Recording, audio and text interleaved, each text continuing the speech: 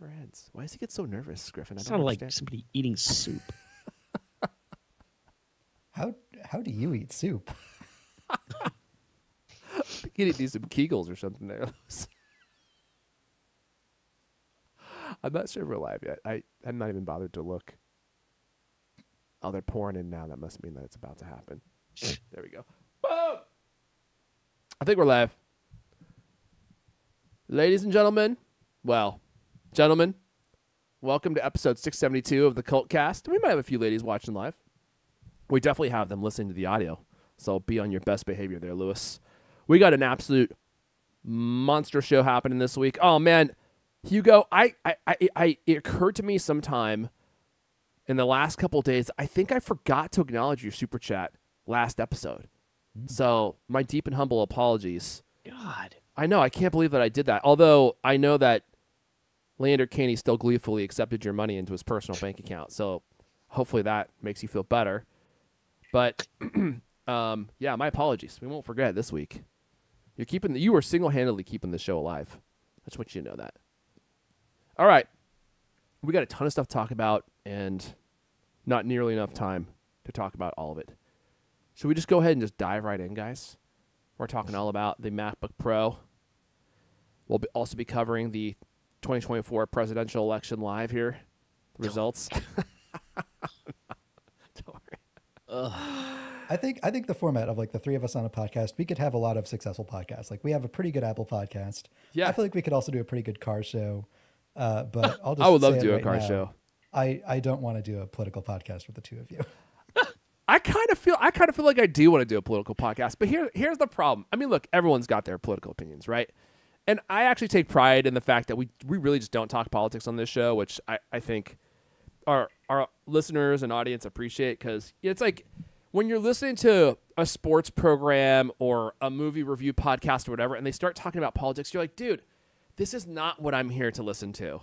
And I respect our audience. Like, I don't just say this to Penner. I actually do respect you all too much to force you to endure our political opinions. Like, that's not why you're here. But it's a one-way door. You can only open that door. You can never close it again. Yes. It's like doing adult films. Just ask Leander Caney. Once you get into that CD industry, there's just no going back. Everyone knows about your videos. That's true. It does. That's it. It's like at that point, you can't just do regular podcasts about any other topic. Like, people only want to hear about your sports opinions, and it's so divisive that it's like that's kind of it. All right. I think we got Sports opinions. What? Sports opinions? Sports opinions. Do you like sports podcasts? Sports opinions. We should do a sports opinions podcast. That's what we should call it. Sports opinions. I have an opinion about that. I'm sure you do. Oh man! All right, We should do an off topic where we say this is the sports opinions episode, and then we don't actually talk like about how football is doing. We just rate the different sports, like football versus soccer. I actually would love that. Just completely go off the rails. Fencing. How do we feel about fencing? That would actually be a lot of fun. That's a great suggestion, and we do definitely need to get back into our off-topic episodes. Like it's purely my fault. I need to still release our last Versus episode, and What? I know it's like 3 weeks old. I know. Still haven't released it. Was I on that? I think so. So it was like over a month old.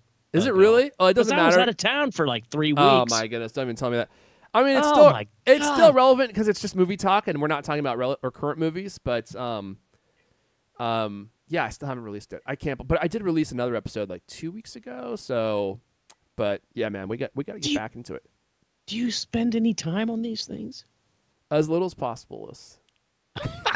Press the button. I only do. Release the Kraken. I should just hand the whole thing to Griffin, because I feel like if I did that, like it would actually go out more often. Like I am the bottleneck. It's purely my fault. And there's Human roadblock. I am the human roadblock, and I feel like if I just handed some of this stuff off to Griffin, although I don't know how much time Griffin has, I don't want to volunteer him for anything.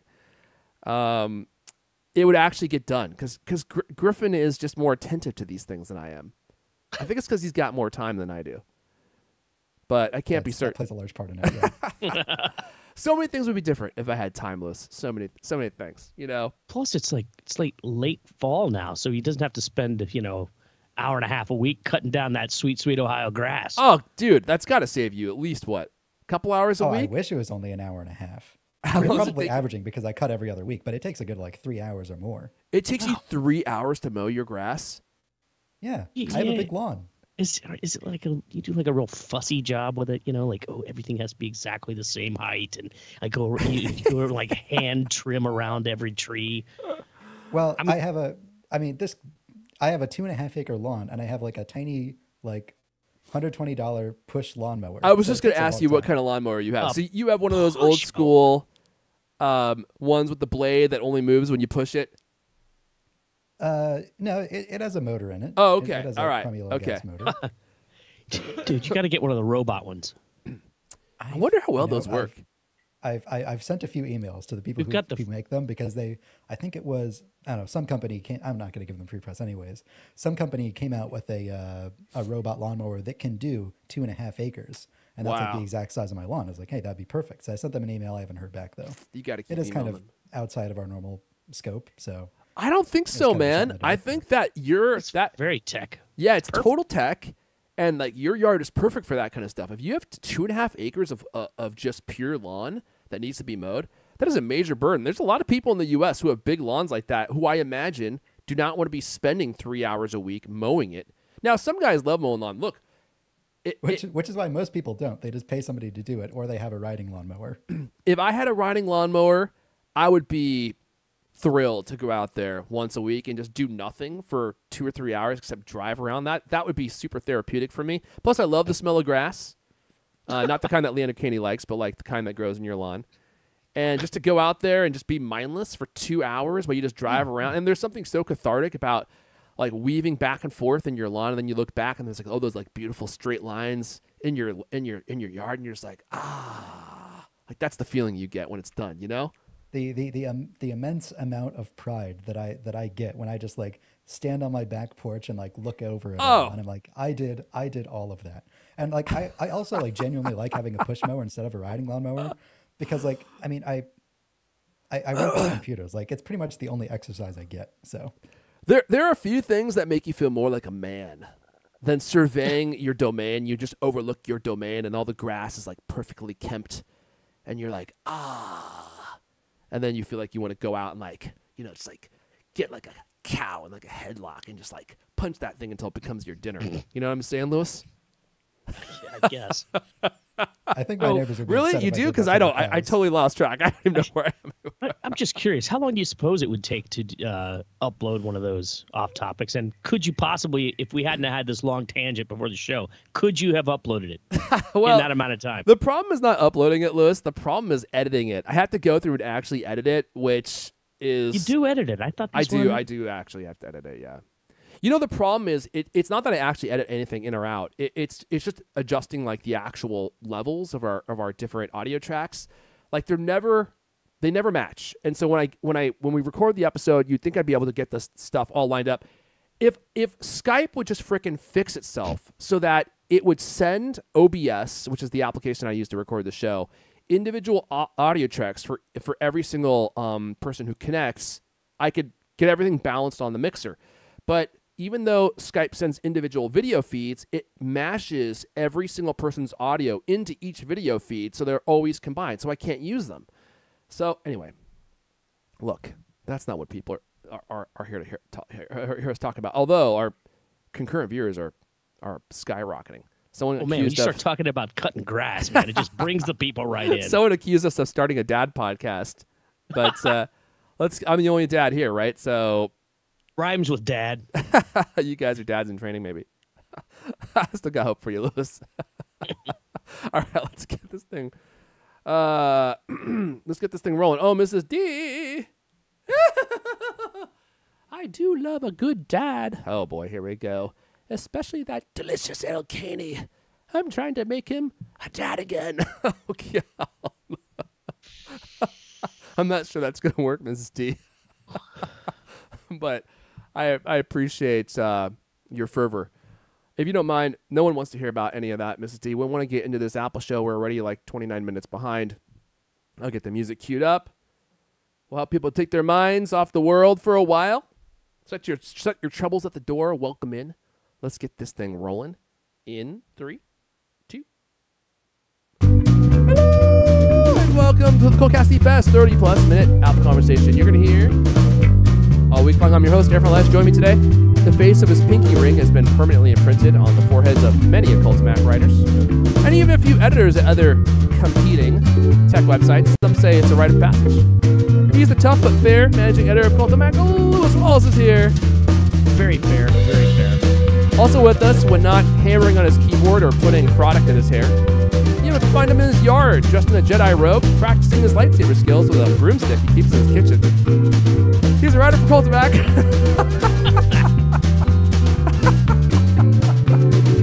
Griffin Jones is here. You lost me right after put the product in his hair. This is all natural Italian oily hair. Okay. But I got the last part right, didn't I?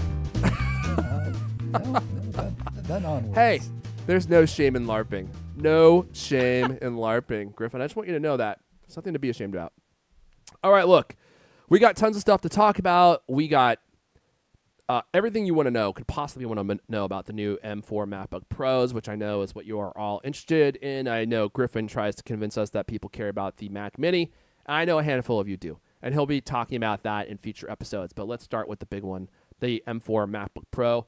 By the time you hear this, they will have been released. All the YouTubers and Access Media have been releasing their reviews. Guess what? They're all positive. I'm joking. A few people have had minor quibbles with it, but for the most part, it's just an absolute monster. And I will try to put this in context, like the actual performance in context. And I think the big question that we all need to entertain, and I think this is true for probably most of you, if I know you all, you still have your M1 Max MacBook Pro or your M1 Pro MacBook Pro, and you're wondering, is it finally time to upgrade? Like the comparisons between M3 and M4, I think are interesting, but they're not super useful practically. I think the main question is, from the computer that you have now, is this a worthy upgrade? And I'm going to try and help you answer that question. I think I've answered that question for myself. Let's see here. What else do we got? We'll talk about when the next MacBook Pro, like the big redesign, will be coming out. Because this current generation of MacBook Pro, I think it's 4 years old now, so it's getting quite old. And it looks like it may be sticking around for a while. Griffin's going to tell us about the new features in iOS 18 Beta 2. We'll talk about iPhone 17. And we're going to do an all-new under review. I know it's been forever. I actually got a bunch of under reviews that I could probably do. I got some interesting products lined up. Unfortunately, the one I'm going to be talking about I don't have here in the studio. But I could talk about it nonetheless. And I think this is the one that many of you have been waiting for. So we'll do that at the end of the show. Before we dive in, I want to say thank you to Squarespace for supporting this episode. Did I set up browser mode? Let's just check. Did it work? Oh, thank God. Squarespace.com/CultCast. This episode is brought to you by Squarespace, of course. I've been using Squarespace for years and years and years and years. Absolutely love it. It's the engine that drives CultCloth.co. I barely have to touch CultCloth.co. Once I got that thing set up, which was super easy, it just works. I never have to do anything. Squarespace does all the work on the back end to keep it working on any device that visits. And if you need a website to promote your business, to promote yourself to prospective employers, or to sell products of any kind, highly recommend Squarespace. Squarespace makes it easy to get up and going with their new guided design system, Squarespace Blueprint. You choose from a number of professionally curated layouts and stylings, and you just build your unique online presence from the ground up. Tailored to your business, optimized for every device. You can easily launch your website and get discovered fast. You can integrate with all these different tools that they have hooks for. SEO is built in. You don't have to do any work. Everything's just SEO optimized so people can actually find you. And one of my favorite parts, and I think this is critical, I mean, absolutely critical if you are going to launch a e-commerce site, is flexible payments. With Squarespace, you can take credit cards, you can do Apple Pay, you can do PayPal. In eligible countries, you can do buy now and pay later and afterpay and clear pay. I mean, they just integrate with all the modern payment stuff that you need to trick people. I mean, to give your prospective buyers a variety of ways to pay. Not that I would ever trick people into buying CultCloth.co, because it's just the absolute best cleaning cloth that exists, and it's all powered by Squarespace. And if you want to get up and going with your Squarespace website, head to squarespace.com/CultCast, squarespace.com/CultCast. Start a website, see how you like it. When your trial's over, use code CultCast at checkout to save 10% off your first purchase. I do a year of purchase at a time, which gives you an additional discount. Squarespace.com/CultCast. Use offer code CultCast at checkout when you decide to make your purchase. All right. Where should we start? I have no idea. Oh, Lewis, we're going to you first, which is how I like it. You want to tell us about the reviews? The reviews for the all-new M4 MacBook Pro? It's a monster. It's a monster. I mean, I think that's true, Lewis. Everybody seems to love it. The this quote from Jason Snell on the Six Colors blog kind of sums everything up. All the things that have made Apple Silicon-based MacBook Pros great are still here, now powered by the impressively upgraded M4 chip.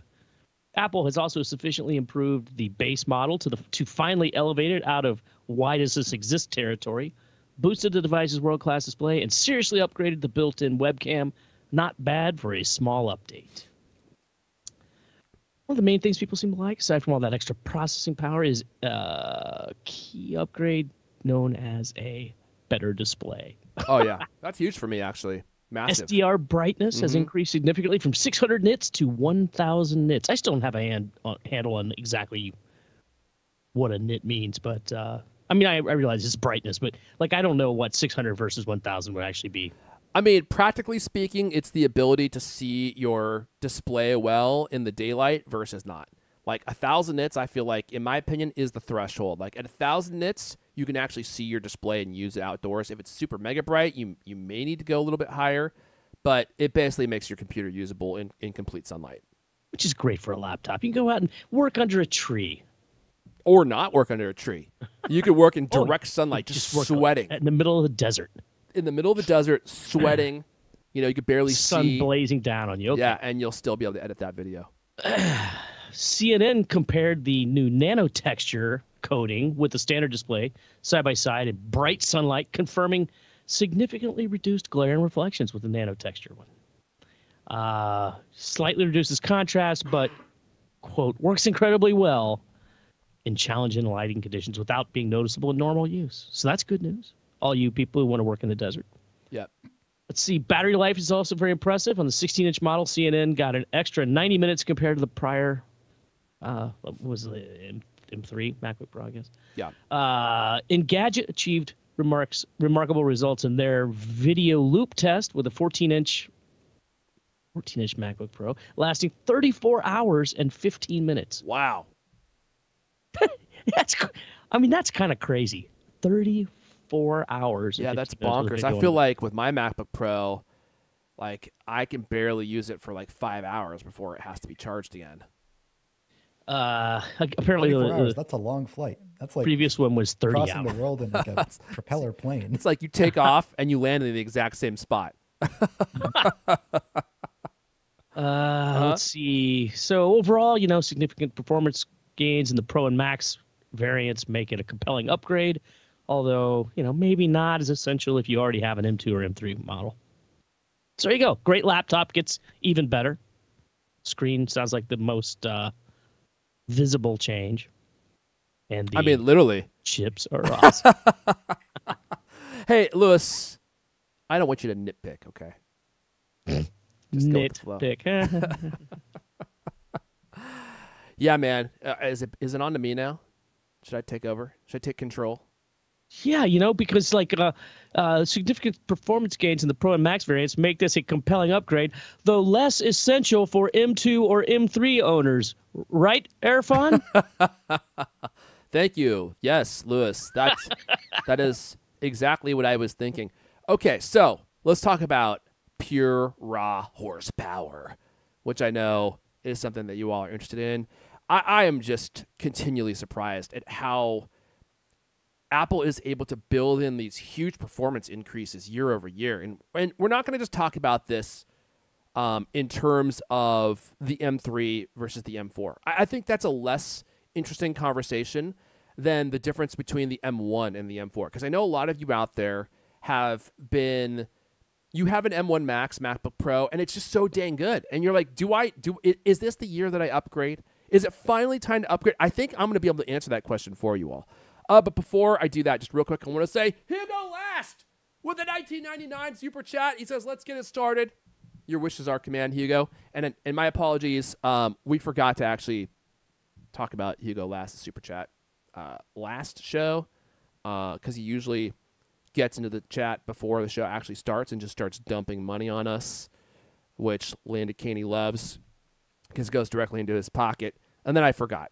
So thank you for that super chat, Hugo. Let's talk about M4 Pro and Max benchmarks. Let me pull up my notes here. I'm gonna read what we have in the story, and then I'm gonna go completely ad hoc here. Early Geekbench 6 benchmark results show impressive performance results for the new M4 Pro and M4 Max. The M4 Pro, featuring a 14-core CPU configuration, achieved an impressive average multi-core score of 22,094, passing, and this is the bonkers marquee headline, passing the M2 Ultra's average score of 21,351. So the M4 Pro is outperforming the M2 Ultra chip in multi-core. Now, that is where it's truly bonkers. Did I read that right? Yes. Yeah. And it's especially awesome considering the M4 Pro only has 14 cores. That's exactly my point. The M2 is 2 M2 Max chips fused together. And how many cores is that? Isn't that like 76 cores? I think it is. Because I think there's 38 GPU cores in the M2 Max. I'd have to go back and look. Well, this is a CPU test. I think there's a GPU test right down thank you. later in the story. But still, so more than or almost double the amount of CPU cores. And the efficiency gains on M4 Max or the M4 chip are such that even with half the amount of CPU cores, it is still able to outperform the M2 Ultra, which is completely, absolutely bonkers. Let's see here. In the single-core performance, the M4 Pro benchmarked a 25% improvement over its predecessor, M3 Pro. Again, I'm always looking for single-core because you can always add more cores and get additional performance. It's kind of like a parlor trick, right? But where it really matters is in single-core performance because that means it's an actual performance gain and not just you adding more cores to gain extra performance. Like you actually made the engine more powerful. And a 25% increase year over year is absolutely crazy. The M4 Max chip featuring 16 CPU cores shows a higher single core score that's about 20% faster than the M4 Pro in multi-core performance and about 25% faster than the M2 Ultra, despite the latter having more CPU cores. In graphics testing, the M4 Pro's 20-core GPU scored a 38% improvement over the M3 Pro. Another huge gain there. And the M4 Max graphics capabilities were 87% the performance of the M2 Ultra. So there you go. An M2 Ultra, which is 2 M2 Max chips fused together and is a machine that's continually plugged in, is almost being matched by a laptop running on battery power, which is absolutely bonkers. And if you're wondering, the M2 Ultra had 76 cores or has 76 cores, and the M4 Max has 40 cores for the GPU. So, and it's almost... So now I kind of see why Apple... I'm still not happy that Apple did this, but they kind of nerfed the cores in the M3 Pro models and even some of the M3 Max models from last year, which I wasn't happy about. And I can see why, because these chips are going to be or are now so powerful that even though you're reducing the amount of cores, the performance is still staying at or higher than you would expect them to be. So even though I'm not happy that they did that, especially with the M3 Pro last year, now I kind of see why they did it, because the performance is still so outrageous that they actually don't need all those cores. I'm wondering if I should go into my spiel. Let me do this first. I will. So you might be wondering if it's time to actually upgrade. You have the M1 Max, and you have been trying to figure out if this is the actual machine for you to go upgrade. I have the M1 Max MacBook Pro. This is the question I've been asking myself. So I pulled up Geekbench results between the M1 Max and the M4 Max, and here's where we landed. In single-core performance, the M4 Max seems to be about 65% more performant than the M1 Max, right? So that's a huge increase. In multi-core performance, the M4 Max is about 110% faster than the M1 Max. So now you're talking about, almost double, or more than double, I should say.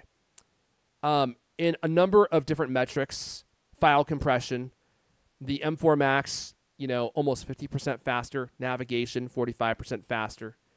HTML5 browser tests, 60% faster. Photo library tests, 70% faster. Clang, I don't even know what Clang is. That's a C language compiler. Ah, thank you. 48% faster. Object detection, which I think uses the neural engine, maybe. Mm-hmm. 303% faster. Let's see here. Background blur, 189% faster. I could go through all the rest of these, but so it's wildly more performance. And those were single core performance tests, I should say. In multi-core performance, I think the differences are even more stark. In general, the M4 Max is in single core performance between 60 to 100% faster than the M1 Max. In multi-core, it's even more performant. So you're looking at an average, I would say, between 100 and 130% faster than the M1 Max. So I think the answer for me is clear. Like, we have finally gotten to a difference in performance where if you want to see noticeable gains in everyday computing across everything that you do, I think it's finally time to upgrade. I am going to upgrade for this reason. This kind of cemented it for me with the other additions that we have to the new MacBook Pro, the Thunderbolt 5, which probably won't be something I take advantage of right away, but great feature. The screen improvement is massive for me. I think that it's time. Now, there is one caveat, which I'm going to send it to Lewis first to talk about when we are expecting the next major MacBook Pro redesign, because I think that ties into this decision. And I'll send it to you, Lewis, and then I'm going to take it back and kind of complete my thought on whether it's time to upgrade or whether you should upgrade. I already know that I'm going to upgrade, and how the timing of all this works out. So let's talk about the next major MacBook Pro refresh, Lewis. Yes, this guy named Mark Gurman, maybe you've heard of him, in his Power On newsletter says the next big MacBook Pro overhaul will arrive in 2026, not 2025, as some other people had expected or maybe hoped. Let's see. Previous rumors indicated the next major MacBook redesign will focus on thinness and weight reduction. Laptop apparently will be the first to use an OLED. I can never remember which way it is. Delivering higher OLED. Sounds like a Swedish name. Delivering it probably higher, is a Swedish name, actually. I think I've met people named OLED. Yeah. Yeah. So the reason you want that is that it delivers higher brightness levels in a slimmer package. Once again, you'll be able to work even more further out in the desert on sunnier days. The reason for this delay is that Apple's supposedly facing problems with that OLED display technology. Gurman's report backs up previous predictions from industry analysts. I think that was Ming-Chi Kuo and what's that other guy's name? What are we talking about? The display expert. Anyway. Ross Young. Ross Young, correct. They previously said the OLED MacBook Pros won't arrive until 2026. Stupid sentence there. I'm not going to read it. For next year, Apple is preparing an M5-focused spec bump for the MacBook Pro. The chips are seemingly already near completion, so they'll be faster. The same computer, faster next year. Those are supposedly going to use TSMC's current 3-nanometer node, and are unlikely to bring any significant performance improvements over the M4 counterparts. Well, we'll see about that, but I think that's the first time we've heard about the M5 chips, and it sounds like that's not going to be a very impressive upgrade. It's going to be like exactly what Irfan was just talking about on M4 versus M3. Slightly better. It's going to be a spec bump, yeah. Do you need it? Probably M4 don't need it. M3, it's like a year-over-year 25% improvement in single core, but it sounds like the M5 is going to be like kind of a, it's going to be the talk after the tick. All right. Yeah. So anyway, long story short, go ahead and get one of these laptops right now, right? Go ahead, Irfan. You can feel fine about it. You don't have to worry about it. You won't have to worry like, oh, I want to buy it, but a year from now I'm going to want another one. You won't have to. You have at least 2 years. 2 solid years with that thing. Loving it. You stole my thunder, Lewis. That is exactly what I was going to say. So if we were going to be getting the OLED MacBook Pro complete refresh next year, I would probably say, let's wait. Not time to get it. The M1 Max can last another year. I mean, let's be honest, it could probably last another 5 years. But if you got money to burn, if it's burning a hole in your pocket, it's making your thighs hot, you got to get rid of it. If it were coming next year, I would say, okay, let's just endure for another year and get the machine we're all waiting for, which is the OLED. Although, to be honest, hearing that they're going to be making it thinner, it's giving me PTSD of MacBooks of yore. Yes, where they were constantly trying to make the thing thinner and lighter and removing all the best functionality, the ports. They gave us the butterfly keyboard. I mean, all that stuff that was just, it was destroying the Mac, honestly. Like, they really were destroying it. And I'm happy that they're not doing that anymore. So when I hear they're making it thinner and lighter, it starts making me nervous. But here's the play. Here's what I'm going to do. It's exactly what Lewis just said. Get the M4 Max. Use it for 2 years. And then when the new OLED model comes out, sell it, upgrade again, and then use that one for 2, 3, 4 years and stick with that one for a while. That's what I'm going to do. That's the play. That's the CultCast play. If you listen to the CultCast, you like to have, the best of what Apple sells, I think this is the way to roll. So that's what I'm going to be doing. I'll be buying a new M4 Max, MacBook Pro, silver in the new year. All I have to decide is whether or not to get the 14 or 16-inch, which I'm waiting for the benchmarks to see just how bad the 14-inch is. From what I've heard so far, it runs a little bit hotter than the M3, which is a disappointment. I thought that wouldn't be the case, which means that the 14-inch will probably throttle, which is not going to be as enticing to me. It's not worth getting, a super powerful CPU, GPU, if you can't even run it at full speed because the thing can't cool itself off. So that might make the decision for me. Here's the thing, though. Like, what do you do that actually would cause the machine to throttle once a year exporting a YouTube video? Because then you can just wait an extra 5 minutes on that and it's fine. It's not what will I be doing. It's what might I be doing. It's all about the possibility of what may be. And it's about placing a limitation on yourself that really shouldn't be there. Don't you want to be all that you can be, Griffin? Like, what happens when I finally get my act together and I start producing 2 YouTube videos a week and my workflow takes me an extra 6 minutes a week because my computer is constantly throttling? Just think about that scenario. See, you're not thinking this through. You're not thinking this through. Maybe this is why you should get a desktop computer that actually doesn't have any of these concerns. Like, the Mac Mini, that's not. I tried that. Here we go. I tried with the Mac Studio, man. I just can't because there's so many times when I want to take my computer and sit in front of my, beautiful 65-inch OLED TV shipped here from Sweden and edit in front of the TV while I watch movies. And I can't do that with a desktop machine. Plus, that would mean more time in the CultCast control center. And if I spend too much time out here, I start getting in trouble by my wife. So sometimes I just have to go into the house. I just can't do it. Well, I But guess my last question then would be, which exact chip configuration are you going to do? Are you going to like max out the max chip, or are you going to go like entry level, like binned max chip? I still have to make that decision. If I go with the 14-inch, I will probably max it out. But that will be dependent on how much it throttles. Like from the Max Tech videos I saw of the M3 Max, if you got the 14-inch, it was literally a waste of money to spend the extra money, because it just couldn't cool itself enough for you to take advantage of that extra horsepower. So it was a complete waste. It was optics only.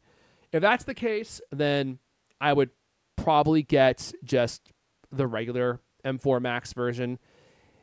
If the 16-inch, if there's a big difference in performance between the top spec M4 Max and the base, I might be willing to spring for the money. I don't know yet. I got to see the benchmarks, man. It's all about the benchmarks. We got to wait and see what happens.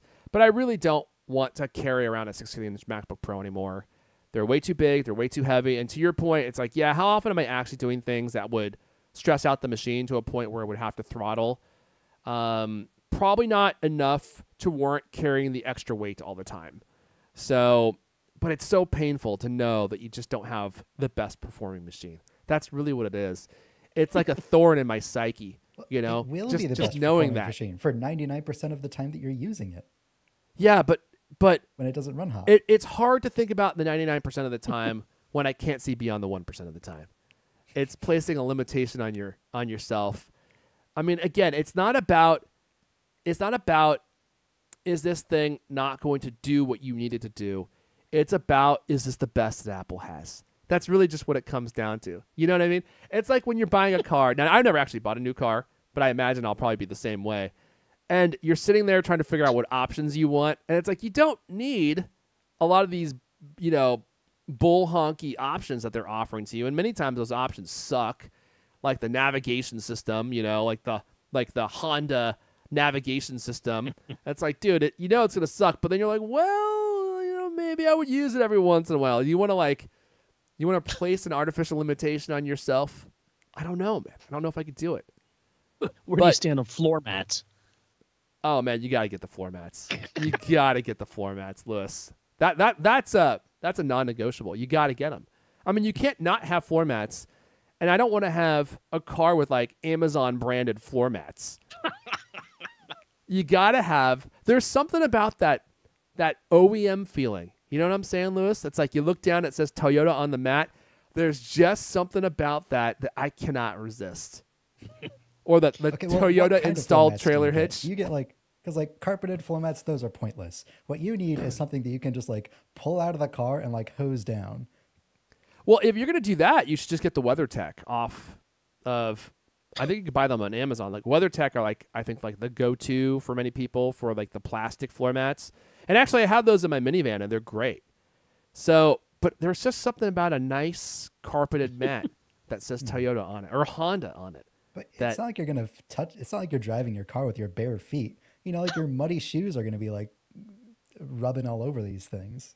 That's true. Like, but again, it's not about sense. I'm interested in car, like the car market and everything. But like personally, I am incredibly utilitarian to a point. My car is ugly as sin, but it functions. And that's like, I have these floor mats that are perpetually muddy, but you know, I'm not looking at the floor. I'm looking at the road. That's a respectable, practical opinion. But I think ultimately that's where you land once you've owned the car or the computer for a while. Like you just don't really seem to be bothered by stuff that's missing when you realize that you're not actually limited in any way. But when you're making the purchase decision and you know they're going to hardwire that RAM in the motherboard and that's it, you can't make that decision ever again. It's like, ugh, you know, they force you into that buying choice and then you're like, oh, maybe it's worth spending an extra $1,000 for 2 terabytes of storage. Anyway, that's what I'm thinking. I don't know, chat. Let me know. What's the move? I think that's the move. Upgrade this year, wait 2 years, and when OLED comes out, upgrade again. Or OLED comes out and you realize Apple's going back to the church of thin and light, and they're bringing back the butterfly keyboard, and they're removing all ports but one single Thunderbolt 5 port, and they're pushing you back towards dongles, and you're like, okay, it's like the 2015 MacBook Pro all over again. It's like I got the best machine that Apple made, and I'm literally never going to upgrade until this machine dies, and then I'm going to move and buy a Razer laptop. We'll see. Jeez. All right. I think that's it for MacBook Pro talk anyway. Real quick, I mentioned this earlier, but I would be remiss not to mention, if you are getting a new MacBook Pro, and especially if you're getting the new Space Black, or you have a Space Black MacBook Pro, dude, I did not realize what fingerprint magnets those things are. And in the reviews, I keep hearing people say, like, look at my keyboard, it's all shiny, covered with oil. I'm like, dude, that is nasty. That is not something that you should be proud of. Like, my keyboard is still like matte black plastic because I actually clean it. And I use the CultCloth, and with our CultCloth Duo, with its dual fiber design, it has long fibers on one side, and those fibers go through a special process that breaks down the surface area, which makes them extra powerful in their cleaning ability. I mean, dude, the entire keyboard is spotless. There's no oil on my keyboard, at least none that's like more than a couple days old. And the fibers, they're so long, they actually wipe around the perimeter of the actual keys. So like the entire key is clean. And this is true about sunglasses, glasses. You know, like that, like the area between your glasses and the frames. Like normal cleaning cloths just push crap. Pardon my language. I'm getting so angry about this.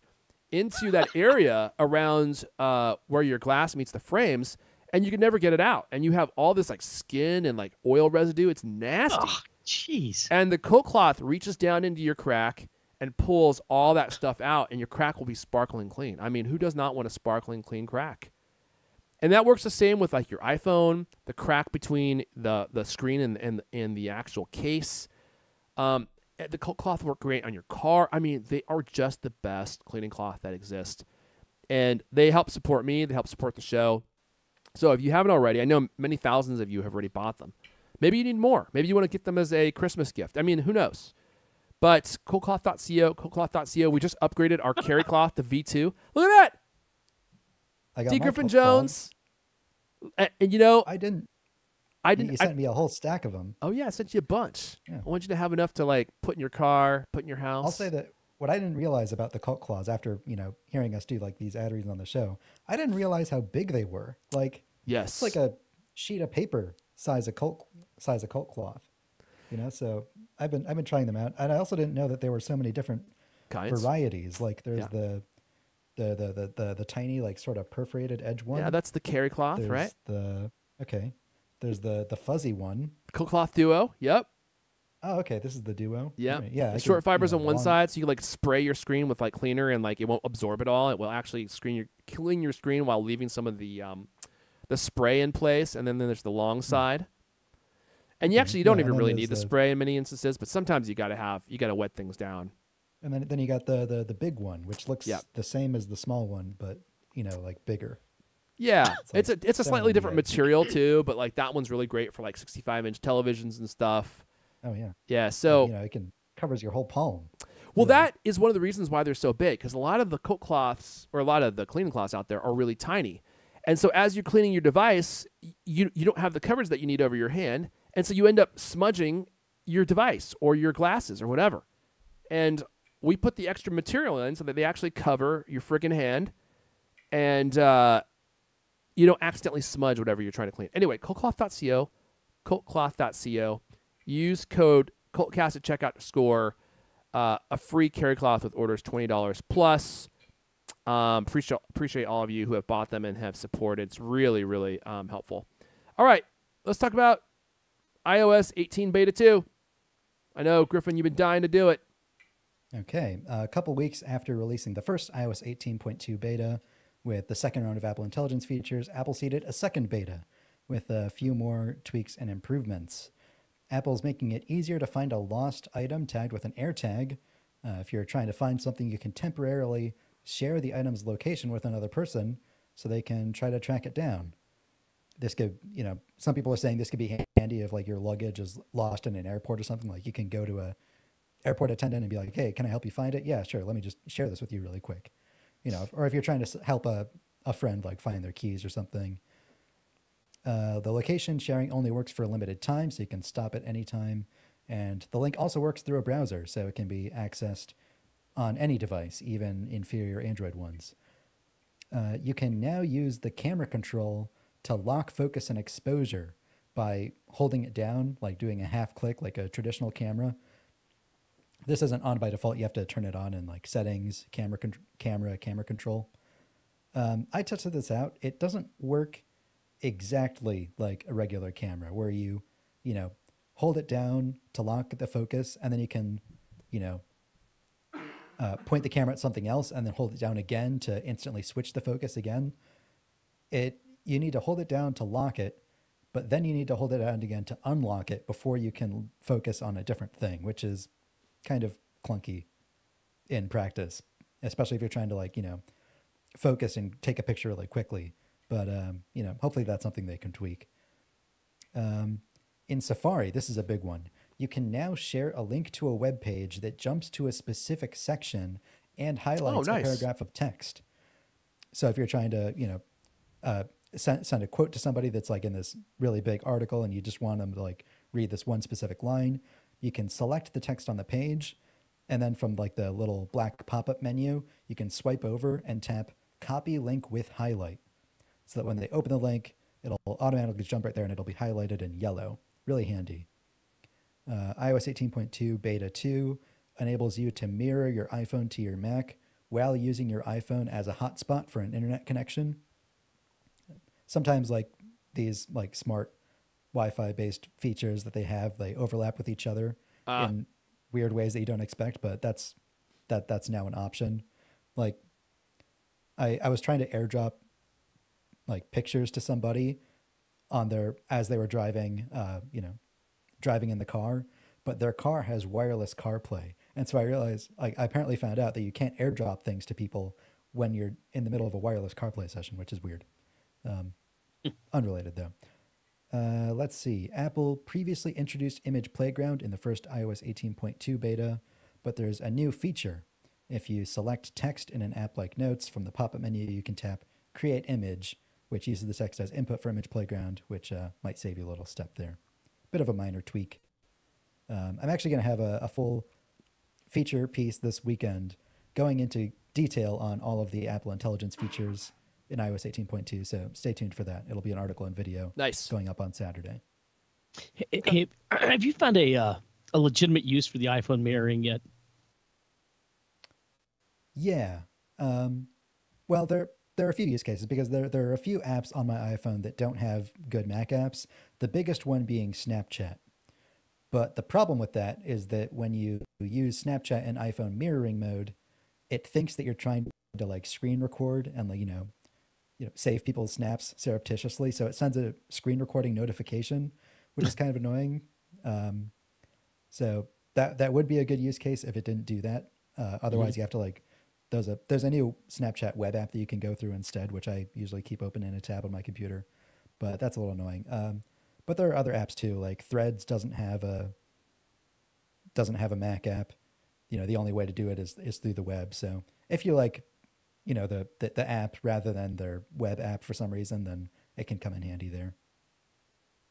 I find it to be kind of amazing, but I haven't figured out a reason why I need it. Yeah. Is that all the stuff you wanted to talk about, Griffin? I know there's a bunch of stuff in here. We can link to this in the show notes, obviously, so that people can check out the rest of them, because a bunch of these are interesting, maybe not worth discussing here on the show, but there's a bunch of stuff in here. I guess as another quick question, have either of you used the new Apple Intelligence features at all in 18.2? Image Playground, Genmoji, anything like that? Not a single thing. No. In fact, the only interaction I've had with the new Apple Intelligence is the new Siri, which I love how it animates when you light it up and the whole screen like perimeter lights up rather than that ball that used to pop up, the little marble. Unfortunately, that's it so far. The one thing I was really hoping that they would get right with this migration to Apple Intelligence is better Siri performance, which I'm shocked and stunned and saddened to say is just as bad as ever. That's not out yet, though. That's the thing. Well, I don't even know if it is coming out. I don't know if they're going to... that's like well known. That's not coming until 2025, like April, I think, or something in 18.4.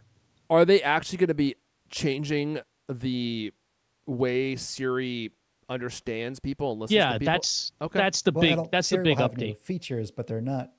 As far as I know, they haven't announced any improvements to like the speech to text Yeah, that's what I parts mean. of Siri. Like, Oh, that part. Well, I don't know if yeah, that I don't is know about changing, that. which I'm shocked by because like that is a key. That's like a key feature to be able to interact with these Apple Intelligence features in some capacity, right? I guess maybe not all or most, but you'd think if they were going to be moving to this new Apple Intelligence system, like that's something that they would have actually tried to fix. Maybe they can't for some reason. Who knows? But anyway, yeah, I need to start playing around with it more, especially like with the Genmoji stuff, which I haven't touched at all. You know what I like out of all of it, and this sounds stupid, but the hide distractions feature in Safari on iOS. I haven't tried it. Like, Really? I love it. I take great joy in making ads and annoying video pop-ups just disappear like, Thanos like. It's awesome. I don't even think that's an Apple Intelligence feature. That's just I an know. iOS 18 It's feature. just an iOS 8. Yeah, I don't think it's Apple Intelligence either, but I actually find myself using that a fair amount. The only thing I wish there was a way that it would sort of understand, like, oh, if I don't want this video showing up on the screen, I wish it would understand that I don't want to see that at all. Because the problem is you scroll down, 3 paragraphs and the same stupid pop-up shows up again, right? And then you have to go back. So I wish it was a little more pervasive. Let's put it that way, because it's pretty awesome when it works. All right. Well, I guess my homework assignment for the two of you in the next week, try out the Apple Intelligence features like Image Playground, see if you can get into that, Genmoji, stuff like that. Because I'll be talking about it next week, but it's more fun if the two of you have more opinions on it too. By the way, sorry if you guys keep hearing me cough. I was sick earlier this week, and you know how like I don't know if this is just like when you get older type of a thing, but like your cold like mutates 3 different times into like different symptoms before it finally goes away. So I think mine is mutating into its final form, which is like the head congestion, which I didn't have for the first part of it at all. And then I'm like coughing a lot. I'm trying not to do that into the microphone. And I think I'm mostly dialing them out, but apologies if a couple of them make it into your AirPods Pro. All right. Let's move on to talk about iPhone 17 because we got some new potential features coming to that, and then we'll wrap up with an all-new under review. Okay. Apple might switch to in-house Wi-Fi and Bluetooth chips starting with next year's iPhone 17. The company plans to fully transition to its custom Wi-Fi chips within 3 years after that. Since its 2019 acquisition of Intel's modem business, Apple's been working on a custom 5G modem. Reports suggest it'll debut with the iPhone SE4 in next spring. A previous report claimed that Apple's 5G modem will handle Wi-Fi and Bluetooth connections, but seemingly that won't be the case. In a recent post on X, Ming-Chi Kuo predicted Apple will use different custom-developed Wi-Fi and Bluetooth chips, starting with the iPhone 17 next fall. Fabricated on TSMC's N7 node, it'll support the Wi-Fi 7 standard. So that could, as a quick side note, that could explain why Apple's like newest round of Macs don't have Wi-Fi 7 yet. They're holding out for their own custom silicon to include that. Other devices launching later in 2025 will also use the new Wi-Fi and Bluetooth chips. Well, only one thing really gets launched after the iPhone, and that's Macs. So I guess that's saying Macs will get these too. Apple purportedly plans to move its entire product roster to its in-house Wi-Fi and Bluetooth chips in the following 3 years. Apart from cost benefits, this move will help, quote, enhance Apple's ecosystem integration advantages, Kuo said. Not really sure what that could mean. Maybe that could tie into my earlier point that there are these weird limitations on like these Wi-Fi based features between Macs. Apple's with iPhone mirroring and like screen sharing and continuity and AirPlay and stuff like that. Maybe this like launch the next generation of these sort of inter device connection stuff.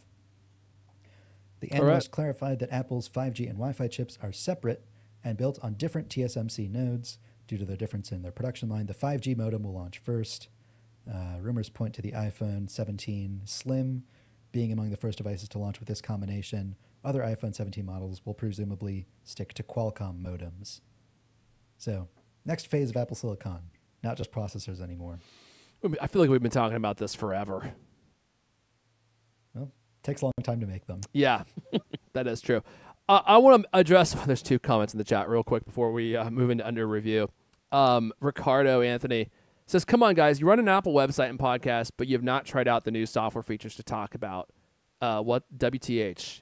And then Level Remix comes in. Might be proof that Apple Intelligence might not be as useful. So I actually think both those comments are true. Ricardo, you're 100% right. By next episode, I will have done my homework. But I also kind of feel like I agree with Level Remix. I think that the reason I haven't personally tried out a lot of the Apple Intelligent features. Now, I think you're right. I think I should seek them out and actually try to use them just so that I know or I have personal opinions on them. But I feel personally like the Apple Intelligence stuff has kind of landed with a thud. I don't really see anything in Apple Intelligence from a feature perspective that I actually find to be all that practically useful in my everyday life. Like, I think a perfect example of like an Apple feature that they kind of made a big deal of is like being able to remove subjects from like a photo, right? That might be a feature that's useful for people who don't know how to use Photoshop, but like Photoshop is so like unbelievably superior than Apple in every respect in terms of doing something like that I would never actually really use Apple software to do that because they don't do it very well. I mean, they get it done, but it's like a solid C+. Whereas like if you actually want it to look good, you would need to use like photo manipulation software like Photoshop. Like the Gen emoji stuff, I actually think is really kind of interesting, and I'm going to try it out. And out of all the features I've seen, I think that is the one I might actually use the most. But a lot of the Apple Intelligence features that I've seen, I just don't really see them being something that I use all that often. And the only reason I really feel compelled to try many of them is really only to form an opinion so I can talk about them here on the show. But I also feel like if they're not useful for me, I'm just a normal person, a normal Apple user, right? I'm not a developer, and I feel like if I feel that way about Apple stuff, I feel like a lot of you probably feel that way too. And so I don't know how interested you would be to hear us like do like a really deep dive into like every single feature with Apple AI, Apple Intelligence. I don't know. I mean, let me know if I'm wrong about that. But I still think Ricardo's point stands. Like we should be using these things just so that we can experience them firsthand, and I do plan to do that. So I appreciate your guys' feedback. Well, I mean, the thing is, like, the first round of features are really just like setting the table with like summarization stuff. The summarization stuff is pretty handy, and like the writing tools, like the first round of Apple Intelligence features aren't really the exciting ones. All of the stuff that people are excited for is in this second round of features, which is, really how spoiler, that is how I start my article and video, by saying that like this is the stuff that people are interested in, for better or worse. Yeah. So I mean, I'm not even running that beta, so that's why I haven't tried Genmoji. Not available yet in stable software. I also am not running the beta. I mean, I tried the 18.1 beta once it got down to the point where it was like, stable. But I did that, after I got back from my vacation. I didn't want to have a unstable phone on a trip. Mm-hmm. Do you think that 18.2 is stable enough now that I won't be just constantly frustrated? Before this week, it was only available in a developer beta, but now they have a public beta out for it, and it's mostly stable. Like, there's occasional user interface weirdness, like just bugs they have to iron out, but the bugs that I found are only around the Apple Intelligence features. It's not like you upgrade to 18.2 and like suddenly messages don't send or anything like that. Yeah, maybe I'll give it a try. I mean, try it out now that I'm not on, a trip. Now I gotta go to the beta. I've tried the, image cleanup or whatever it's called. It works okay. It's all right. An interesting part of that discussion that you were mentioning, Erfan, is that Apple has, we didn't write about this on the show, but like Apple acquired Pixelmator. I don't know if you heard about that, but like. I just heard that, yeah. Yeah. That is interesting. That is very interesting, actually. All right, look, I got to be wrapping up here in about 10 minutes, so we got to move on, but thanks for the feedback in the chat. Let's talk about, well, we're gonna do an all-new under review, and Griffin has just been dying for me to talk about I would say all new, although at this point, is it even new? No. It's been out for a whole friggin' year. The Fujifilm X100 VI, the Holy Grail, the unobtainable, powered by unobtainium, that ridiculously named element from Avatar. Avatar. Oh my gosh, what a bad name. Unobtainium. I finally got my camera. I don't know how much we've talked about this on the show. After all the complaining and bitter ramblings that I've had on this show about how I waited a friggin' year to get this camera. I pre-ordered in the first 2 minutes. And so I think maybe like 4 weeks ago, I called B&H, who I ordered from, and I was like, what in the HE double hockey sticks is going on around here? I'm like, I ordered this a year ago. I'm like, I see reviews on your website of people who say that they ordered before me that already have theirs. And the guy, he was really actually trying to help me. And he couldn't give me very much information, but what he could tell me, and I don't know how this happened, he's like, I do see that you are scheduled to receive your camera in the next shipment. So you are next in line. I'm like, well, how many cameras do you get when you get orders? He's like, oh, we never know. I'm like, well, then how do you know that I'm next in line? Like, you don't know how many cameras you're to get. I'm like literally the next person in line. Like, he wouldn't tell me anything. I just thought the whole thing was interesting. And then lo and behold, like a week later, I get my camera. So I did end up getting it. Now, I won't go into a deep dive into the X100 VI. I actually don't even feel like I've had it long enough to really form like a very solid opinion. So this is more of going to be like my first impressions. This camera has been hyped to the high heavens because of TikTok. It's a very cool retro looking camera. It's 40 megapixels. And there's a couple things that Fujifilm does really well. A, make beautiful cameras. Well, I'm going to say 3 actually. Make beautiful retro looking cameras. And the X106 is just an aesthetic masterpiece. It's beautiful. It feels vintage. It feels modern, but also feels old. And it has a lot of like manual dials that you can twist and churn to like set all these different settings on your camera. And it's got a fixed lens with an f2 aperture so that you can still like blur out your background. It's super lightweight. And Fujifilm renders skin tones just sublimely. Whatever color science they have going on at Fujifilm, they do skin tones and color reproduction better than almost any company. Maybe better than any company. Although, no, Arri does it really well. Canon does it pretty well. But I think that actually Fuji does color better than Canon does. So I finally got this camera and I start using it out. I start testing it out. And there are things that I really like about it so far. And there are some things that I'm like, I actually don't like this. And just to highlight a few things, I think the new sensor that they have in it, the 40 megapixel sensor.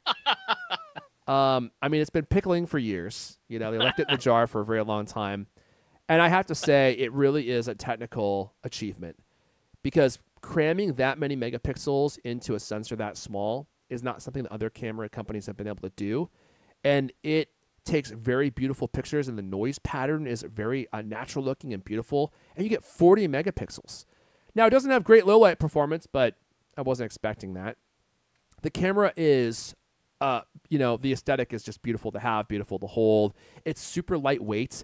It has a built-in flash that's like put in the perfect location to like naturally illuminate photographs. It has a really high quality OLED screen in the viewfinder, which lets you see everything that's going on in your picture.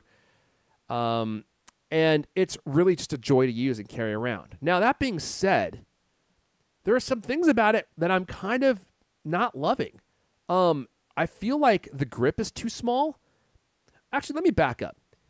I would consider myself to be like a real photographer. And what do I mean by that? I mean that sometimes you're put into situations where you got to take a shot, right? And you got to nail the shot.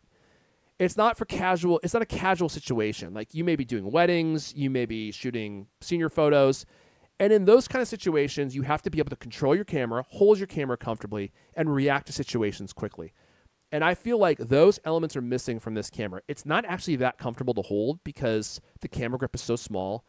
It's kind of cumbersome to control the camera quickly and actually respond to changing scenarios in lighting, in color temperature, and it just doesn't work. It's not as easy to use quickly as like some of Fujifilm's other cameras, which I bought the XS20, which is an interchangeable lens camera, which has a much better grip and is just built for photographers. Like it's easy to access a lot of the things that you need to quickly access, so that you can respond on the fly and take the shot.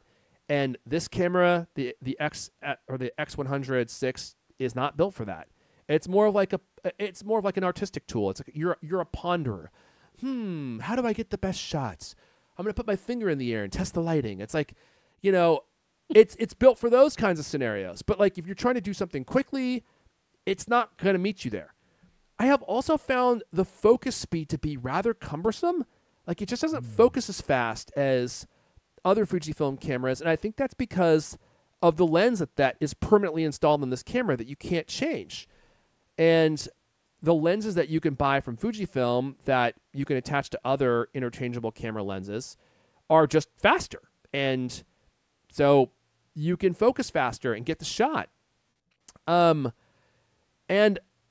this camera also has has an ability to either show you the OLED in the viewfinder or the actual it's like a rangefinder mode. It's just like the actual view, what the viewfinder sees without the screen overlay. And as much as I like that mode, I find that it's actually not very practical and not something that I would use very often. And it's a feature that people often talk about with this camera as like being something that why it would be something that would motivate you to buy this camera. And I'm like, I actually don't feel like this is useful, because in dark scenarios you can't really see your picture very well, and the photographic metrics overlay that you see when you're not using the OLED screen are very dim and kind of hard to see. So I would say overall, I feel like this camera, although a lot of fun to use, and I'm happy that I have it, I'm not going to sell it. I'm going to keep using it and keep growing in my skill with it, because I feel like maybe part of my frustration with it so far has been just me not being used to using it, has not lived up to the hype. It is just not as nimble of a photographic tool. Like if you really want to get good at photography, well, maybe this is unfair. If you really want to use a camera in demanding situations where you have to react on the fly and get the shot, this is not a tool that you should buy. It's more for taking really beautiful images for Instagram, or, taking pictures of your family, as long as you don't have a lot of fast moving subjects like kids who are running in and out of the frame because you can't adjust the focal length. It's I can see why it does well on TikTok. It is a social media person's tool. Like building an audience on a social media platform, this is a camera that can do that really well. Taking photos of your family, this is something that would be great for that. Travel photography, photographs where you have time to ponder and really figure out like how you want to take the picture, this is probably a great camera for that. But in situations where you need to get the shot, not a good tool for that. And so maybe that's why I'm frustrated, because I expect my cameras to be nimble, and this one I have found to not be that way. And so far, I have found myself frustrated. It does take beautiful pictures. It does take sharp pictures. The color reproductions and the inbuilt camera, do they call them filters? They're not really filters, although I guess they are I think some of the best that you can get in any camera. And we'll see if my opinion changes as I get used to the camera. It's probably going to take me another couple months to like just actually really use it a lot and get used to it more. But so far, I'm kind of like, like it's a good tool. Is it worth waiting a year for? I would say for most people, probably not. And I actually think I want to make a YouTube video about this. I'm like, I think that the better way to go would be getting the XS20 with a with the 16mm f2.8, which is a really excellent lens that's super cheap. You'll get that camera faster. It will do everything that the X100 6 will do and more. It may be slightly heavier, but it's going to be way more versatile, and you'll actually be able to get it. You cannot get the X106 anywhere. It's sold out for like a year. So, and I don't think that's going to change ever. Like, I think it's literally always going to be sold out for the entire duration of its life. Its predecessor, the X100V, was almost impossible to find. And I don't think that this camera is going to be any different. So that's where I'm at with it so far. Can I ask for any of you that were considering? Are you short on time there? I got time for one question. Well, I think like every dedicated camera that you buy these days has to have like a market advantage over the iPhone to even be worth it at all. Like if you're spending $1,000 on a camera, or, $1,600 in this case, it has to be like markedly better than the iPhone, because like you're already buying an iPhone. Everybody already has an iPhone, and the iPhone takes great pictures and it records great video. So it's going to have to be like much better at a few key things to be worth the price. And I think that like a few of the notorious shortfalls of the iPhone that are just like, bound by physics are it can't do super great resolution. It can take it has a 48 megapixel sensor in it, but really if you zoom in, like it's kind of smudgy when you zoom in. Yeah. Like the resolution, the zoom, and the low light performance. Apple tries to smooth over the low light performance with their computational stuff and the dark mode, but like it sounds to me like the Fujifilm X106, it doesn't have great low light performance. It doesn't have very much zoom range because it only goes from 1 to 1.6x, and you can't even interchange the lenses. And you're like, so I guess the remaining question is like, well, how good is it when you zoom in? Are the pictures really crisp at 40 megapixels?